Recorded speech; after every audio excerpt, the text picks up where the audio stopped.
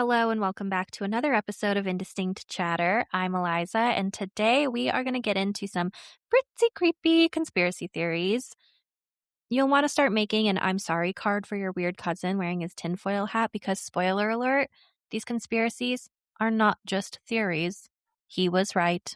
They're real. Dun dun dun. But before I get into all things weird and terrifying, the Super Bowl was Sunday. Did you watch? I'll be honest, I only watch for the performances and commercials. Unless it's a team that I'm particularly invested in, I'm just not that interested. And I'm sorry, but the Patriots being there isn't exciting. They go all the time. They've been like 12 times, and they've won half of those. It's a big yawn for me. This year, the Seattle Seahawks defeated the New England Patriots 29-13, making them a 50-50 winning Super Bowl team too. They've been 4 times, and now they've won twice. I'm just glad they had fun, you know? Super Bowl 60 shattered viewership records this year, making it the most watched broadcast ever, with estimates ranging from 135 million to 142.3 million viewers. The name on everyone's lips, though, it's not the winners. It's Bad Bunny. Bad Bunny delivered the first ever solo halftime performance primarily in Spanish, and his performance also set a new all-time record for halftime viewership with a reported 135.4 million viewers. Personally, I loved his performance. I felt like I was immersed in a real celebration. They actually even got married. The couple, that's a real marriage. They got married during his Super Bowl performance. How cool is that? And everything was so colorful and vibrant and beautiful. I don't even speak Spanish, and I still felt included. Bad Bunny's lyrics are so beautiful and encouraging, and truly, I think he embodied true patriotism, something that I feel like we all really needed right now. Unity and love and happiness. Plus, it just made me want to dance and jump around and, of course, learn Spanish. Rosetta Stone, I saw, was offering more than 50% off their yearly membership during the game, so clearly I'm not the only one thinking the same thing.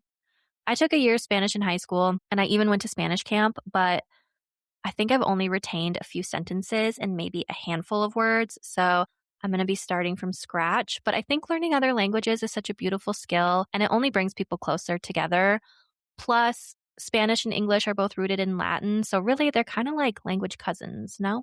And some of my predictions were true. I did predict that Cardi B and Karol G would make appearances, and if you looked closely at Bad Bunny's set, you would have seen them dancing right there with him. Ricky Martin performed, and Lady Gaga also performed. Lady Gaga performed a Latin-inspired salsa version of Die With a Smile, and from what I see online, people are demanding it be available on streaming services ASAP. Back to the actual game, though, because I am such a sporty girl. Kenneth Walker III was named Super Bowl MVP, making him the first running back to win the award in 28 years, which was previously Terrell Davis in 1998. Seahawks kicker Jason Myers set a new Super Bowl record by successfully making 5 field goals in a single game. QB Sam Darnold became the first in NFL history to lose his first career playoff start by double digits and then go on to win a Super Bowl as a starter the following season. He's also the first USC Trojans quarterback to win a Super Bowl as a starter. After the big game, Seattle Seahawks owner Jody Allen took the stage to receive the Vince Lombardi Trophy, giving a brief speech focusing on her gratitude to the organization, the players, and the fans. I did some Reddit digging, as one does, and Jody Allen's speech holds a little more significance than I realized. Jody is currently the trustee and executor of the Paul G. Allen Trust, which owns the team. And while she has overseen the franchise since her brother's death in 2018, there's a lot of chatter and speculation that this may be her last season as the owner. Many are suggesting this was kind of a goodbye speech as well. And from what I was reading, folks seem to think this win suggests that the team will likely be put up for sale in the coming months in order to fulfill the trust's mandate to donate proceeds to charity. So, if you're a big football guy, let me know what's going on. Give me the juicy deets. Moving on to the commercials, to be honest, I wasn't impressed. First of all, most Super Bowl commercials start airing before the Super Bowl. Where's the exclusivity in that? And I'm sorry to be a Debbie Downer, but I'm so sick of all the AI and sports betting commercials. I'm sick of hearing about it. I'm sick of seeing it. I'm over it. They're icky to me. It's icky, dude. Like, hey, we know AI is literally soaking up all your drinking water, but let me tell you why you need it in order to cook, clean, or talk to a girl. Also, we want to drain your wallets too, so we're going to call it something fancier like sports betting, but it's gambling, and we want you to have problems. And we're also going to give you AI gambling. Speaking of money, this year's brands paid a record-breaking $8 million to $10 million for a 30-second spot. This is the highest it's been in all of television history. Svedka, using their iRobot-looking things, primarily used AI to even create and produce their commercial. So is their vodka cheaper? Probably not. They saved all that money not paying real artists so they can blow it on a 30-second spot during the Super Bowl. I literally jumped when I saw them. Like, I saw the robots on TV and I went, oh, have we learned nothing, people? Then we saw commercials for OpenAI and Anthropic. And listen, I was a Claude fan for the past couple of years. But if I'm being honest, ChatGPT and Claude and all that other AI chatbots, whatever, they kind of suck lately. And we're just being spoon-fed AI left and right. My laptop, which has barely anything stored on it, suddenly is out of storage. My iCloud is suddenly out of storage. My Google is suddenly out of storage. And I was wondering why all of a sudden I was getting emails telling me that it's time that I have to pay for storage. And I realized, without my consent or knowledge, AI was being added to everything that I was using. And AI takes up so much storage. So no, AI isn't free. AI takes up all that storage. And so companies are putting that added expense back on us by saying your storage is full and you need to pay for it. Ooh, it makes me so mad. And look, adapt or die, I get it. But just like, give us a break. Let us breathe first. Give us time. Moving on.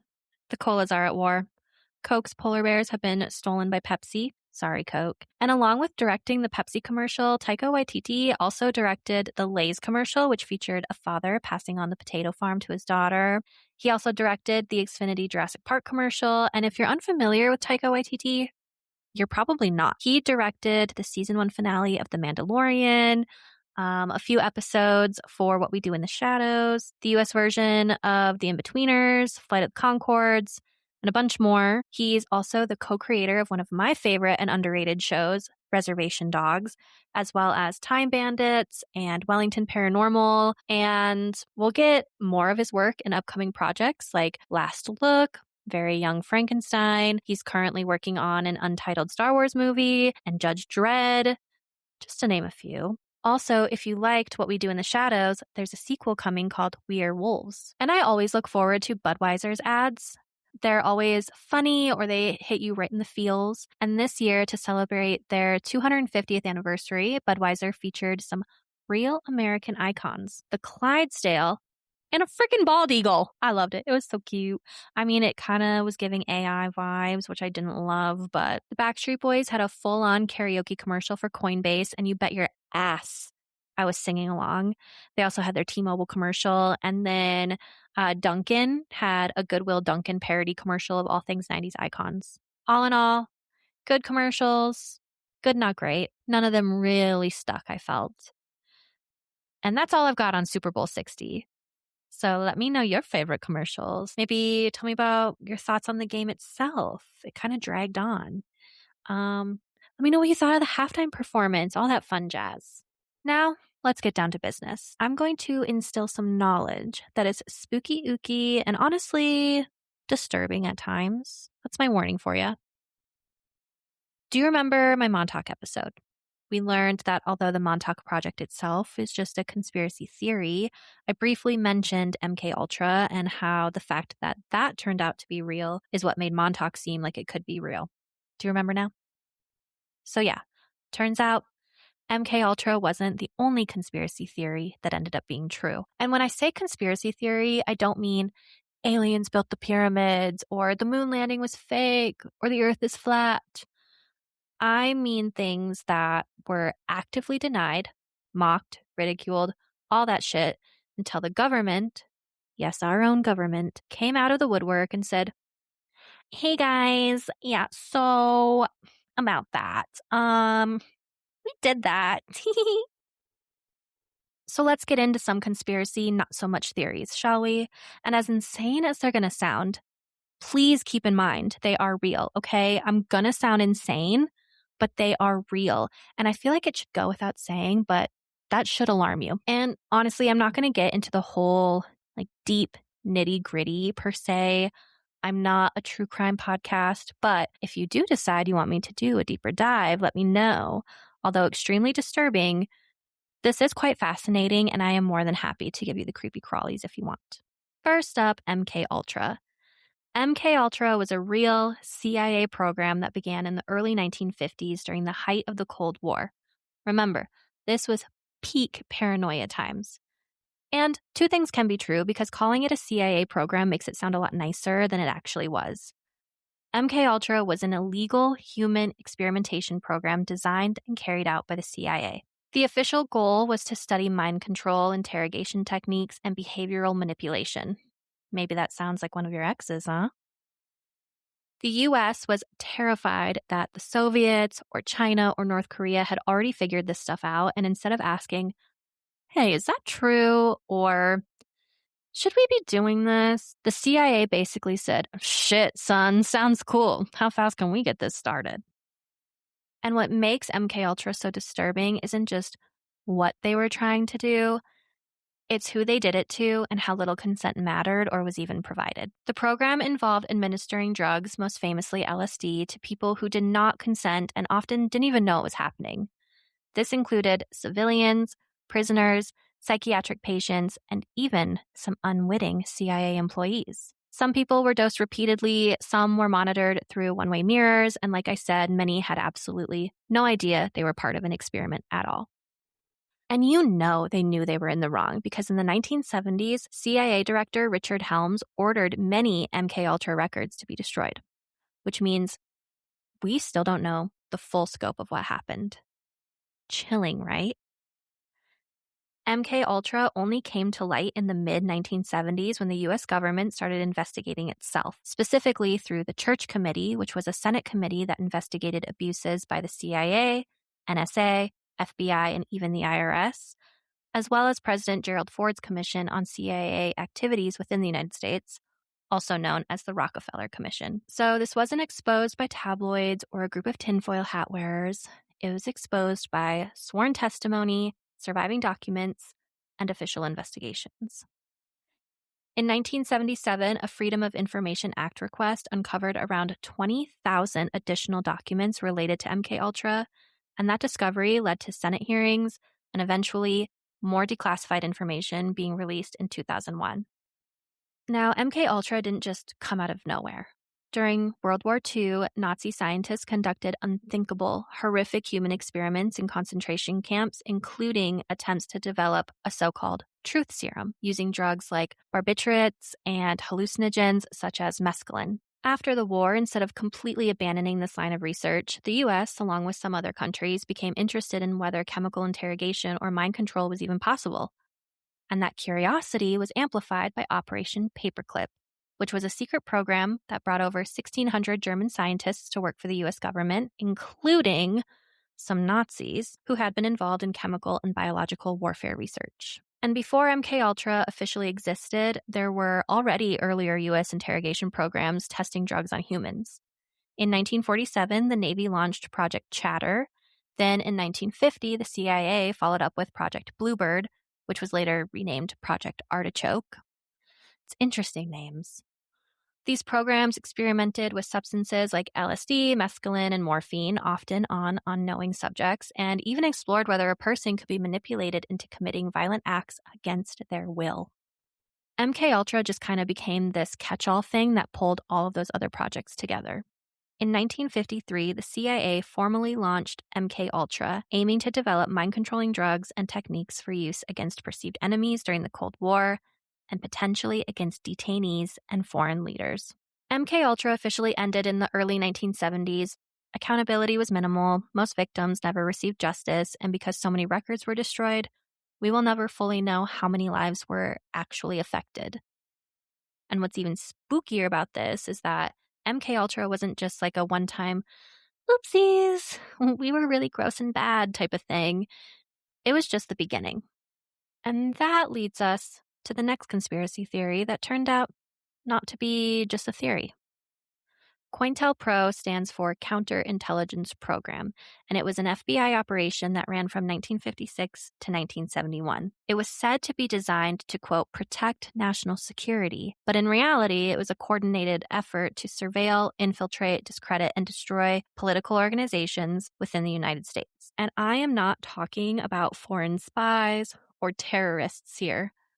I'm talking about American political organizations. The FBI targeted civil rights groups, anti-war activists, feminist organizations, socialist groups, Black liberation movements, and basically anyone J. Edgar Hoover decided was, quote, subversive, which, as you can guess, had a very flexible definition.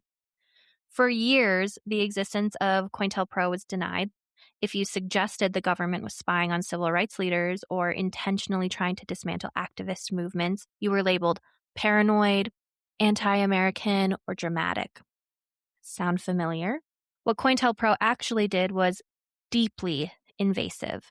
The FBI planted informants inside organizations. They wiretapped phones, they opened mail, they spread false information, they forged letters to create internal conflict. Basically, they intentionally turned groups against each other. In some cases, they sent anonymous letters accusing leaders of affairs, corruption, or being government informants, all to create distrust and cause movements to collapse from the inside. One of the most disturbing targets of COINTELPRO was Martin Luther King Jr. The FBI wiretapped him, followed him, and even sent him an anonymous letter strongly implying that he should take his own life.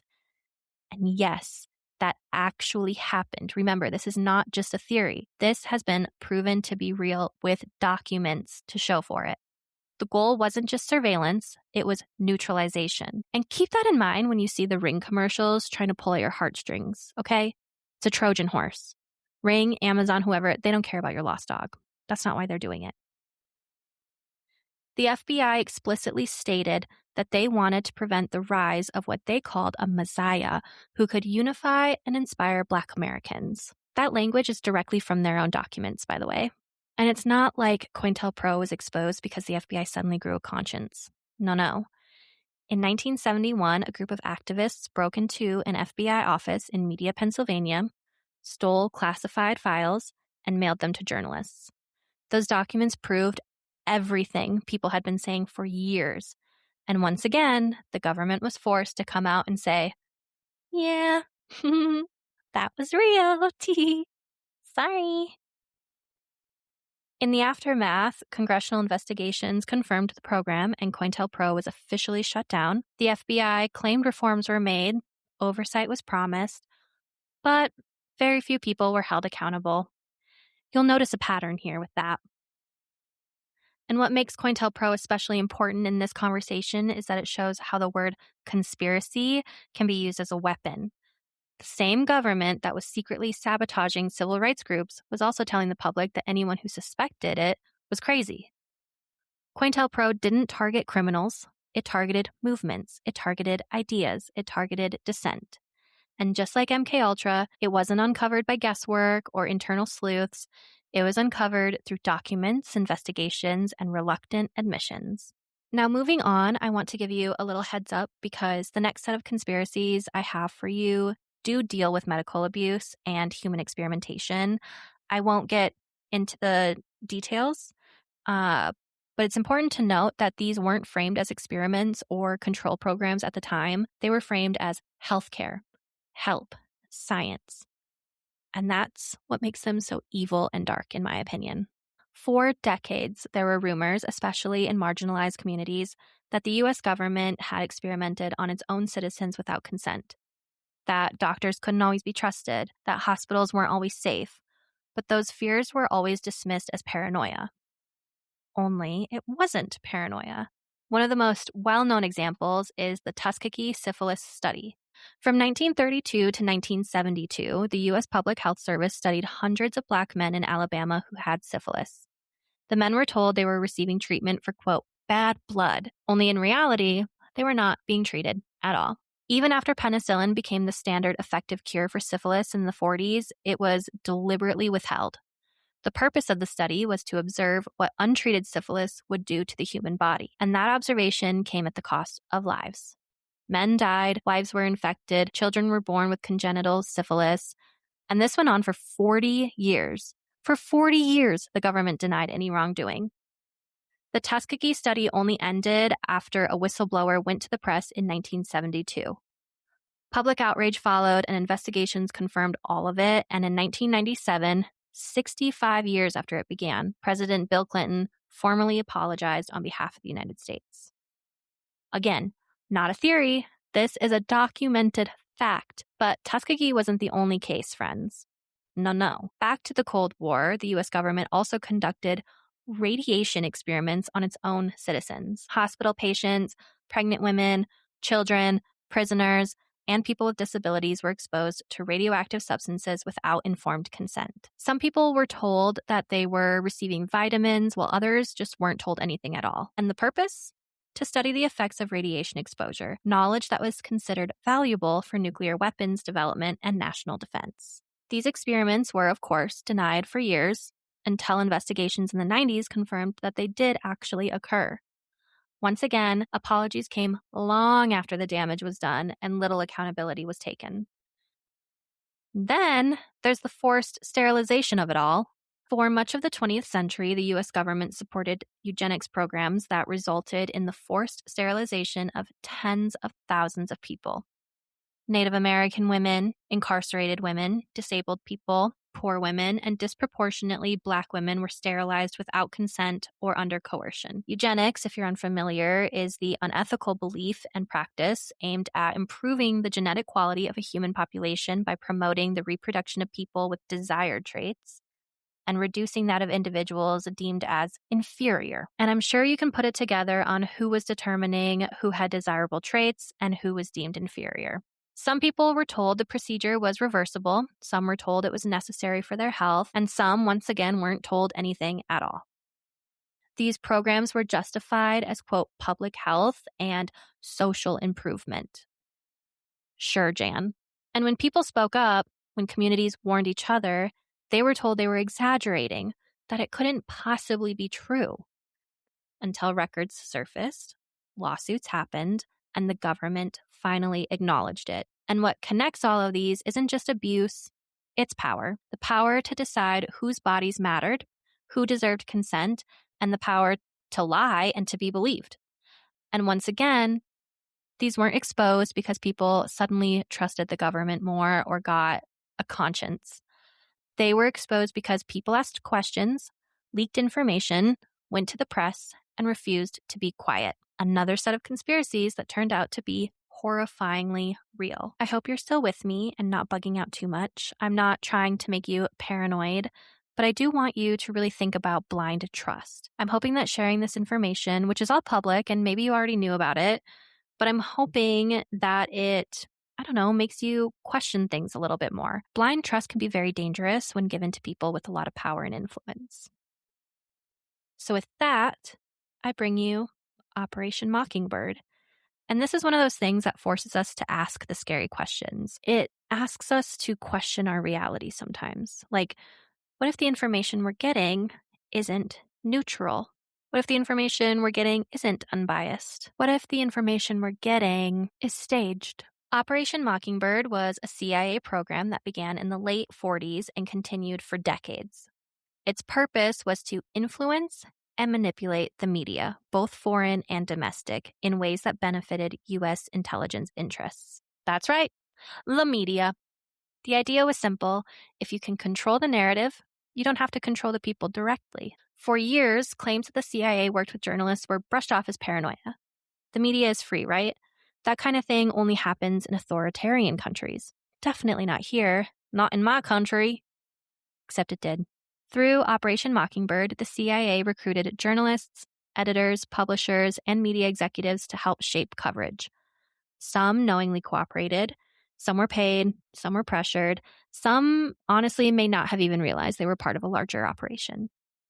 Major newspapers, magazines, radio stations, and television networks were all involved. And before you get ahead of yourself here, this wasn't about planting a single fake headline. It was about framing. deciding what stories ran, what didn't, what tone to use, what voices were amplified, and which ones were quietly buried. And you guessed it, Mockingbird wasn't exposed because the CIA volunteered the information. Once again, it came out during the 1970s investigations, including the Church Committee, which confirmed that the CIA had relationships with media organizations and journalists that crossed ethical and legal lines. The public reaction was minuscule, muted, which is kind of ironic considering what the program was about. The CIA eventually claimed the program ended and promised reforms, and sure, the media landscape has changed since then, but Operation Mockingbird left behind something more lasting than contracts or informants. It left behind distrust, because once you learn that information itself can be a tool of power, you start questioning not just what you're being told, but why you're being told it and what you're not hearing at all. And that is present today, that distrust of the media. Every time a big story comes out, especially about our government, I always see people questioning, what's going on that they let this information slip? What aren't they telling us? What are they hiding? I mean, right now, it's always a distraction from the Epstein files, you know? MKUltra was about controlling the mind, and COINTELPRO was about controlling movements, and medical experimentation was about controlling bodies. Operation Mockingbird was about controlling the story. And the next conspiracy that wasn't a conspiracy proves that this didn't stop in the 70s. Because while the government assured us that mass surveillance of Americans wasn't happening, it absolutely was. And spoiler alert, it still is. My lumpy-brained friends, we need to discuss a conspiracy that feels almost normal now. And it feels normal because it's happening in real time. Mass surveillance. For years, the US government insisted it was not spying on its own citizens.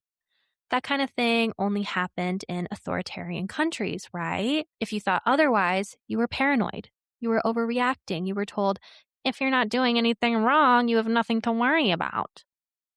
Again, sound familiar? Then in 2013, Edward Snowden happened. Maybe you've seen the movie? Because I didn't learn about this in school. I learned about this from a movie. Snowden, who was a contractor working with the NSA, leaked classified documents proving that the National Security Agency was conducting mass surveillance on Americans. Phone metadata, internet activity, emails, location data, not targeted surveillance, bulk collection. Once again, the government had been lying. Big, fat liars. Their noses must be so long right now. Theory? No. Speculation? No. Documents, slides, programs with names, all confirmed by the government itself. Only they were saying, well, technically, yeah, we're spying, but it's illegal. And that's because this was all happening under secret court rulings from the Foreign Intelligence Surveillance Court. Rulings the public never saw and couldn't challenge. And metadata sounds harmless, right? That is until you understand what metadata actually is, which is information about your communications. This means they were collecting en masse who you called, when you called, how long you talked, who emailed you, when, from where, and how often. The government argued, we're not listening to your calls, and that's because they didn't need to. When you map out someone's metadata, you can reconstruct someone's entire life, who they're associated with, when they sleep, when they travel, who they organize with, who influences them. It's a social graph of an entire population, and that is very valuable, influential information to those in power. One of the most well-known was PRISM, which allowed the NSA to collect data from major tech companies. Another involved the bulk collection of phone records from telecom companies. And what's important here is that surveillance didn't stop after the backlash. It just changed shape. Surveillance systems are almost never dismantled. They're repurposed. Instead of being framed as national security, it's now framed as convenience, safety, community care. Which brings us to things like Ring cameras. I briefly mentioned it a little bit ago. You probably saw the Ring commercial during the Super Bowl, the one about using your doorbell camera to help find a lost dog. Very sweet, very wholesome. Who doesn't want to help find a missing pet? I know, I wish I could help reunite everyone with their lost pets. But their framing is the point here. Because Ring isn't just a doorbell. It's a privately owned surveillance network pointed at public space. And Ring has partnered with hundreds, if not thousands, of police departments across the country. Footage can be requested, neighborhoods become monitored zones, and suddenly everyone is participating in surveillance without really thinking about it. You're not spying, you're helping. You're not monitoring, you're keeping your neighborhood safe. That's the Trojan horse. And it doesn't stop there. In cities like Denver, there's growing concern around flock safety, which is a system of automated license plate readers. These cameras track vehicles as they move through cities, logging where and when cars travel. Supporters say it helps solve crimes, and sometimes it does. That's great. Yeah, I love when crimes are solved. Who doesn't? But critics, including civil liberties groups, point out the obvious risk. Once you build a system that tracks movement at scale, it can be used for far more than just stopping crime. It can track protesters. It can track journalists. It can track immigrants. It can track people seeking medical care. It can track anyone who suddenly becomes interesting to the state. And historically, we know exactly who gets labeled as interesting. Surveillance is never applied evenly.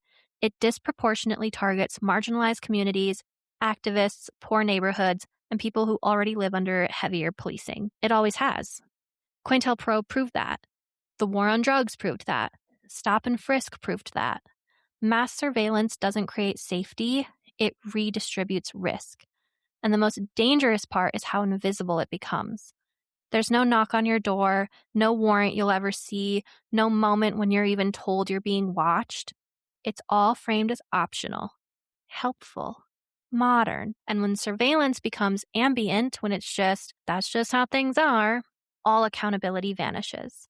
And this is why all the things I shared with you today matter together. MKUltra showed us what happens when secrecy overrides consent. COINTELPRO showed us how surveillance is used to neutralize movements. Operation Mockingbird showed us how narratives are shaped in order to keep people calm.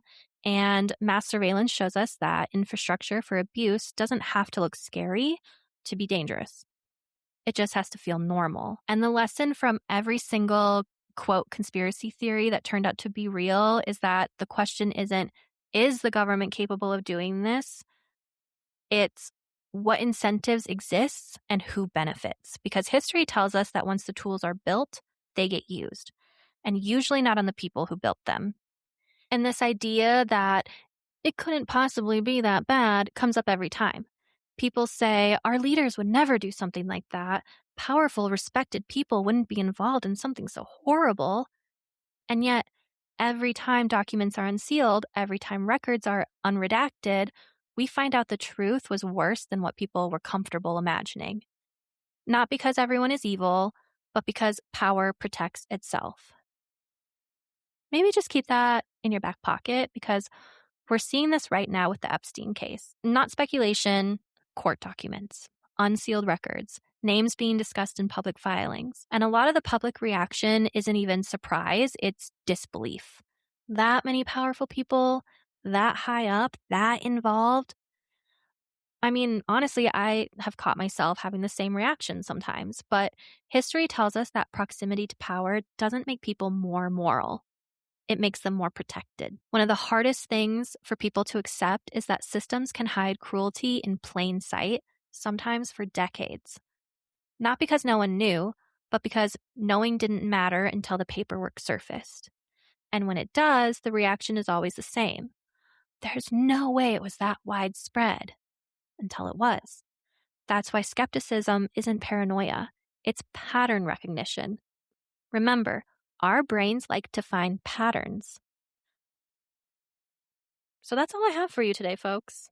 Keep questioning things. Keep an open mind. Have a healthy distrust of institutions. And just take care of yourself and your loved ones.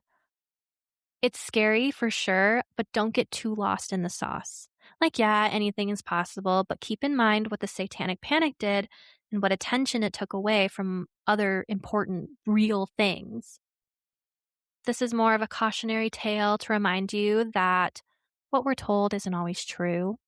Keep your wits about you, and we'll chat next week. I love you. Love you. Bye.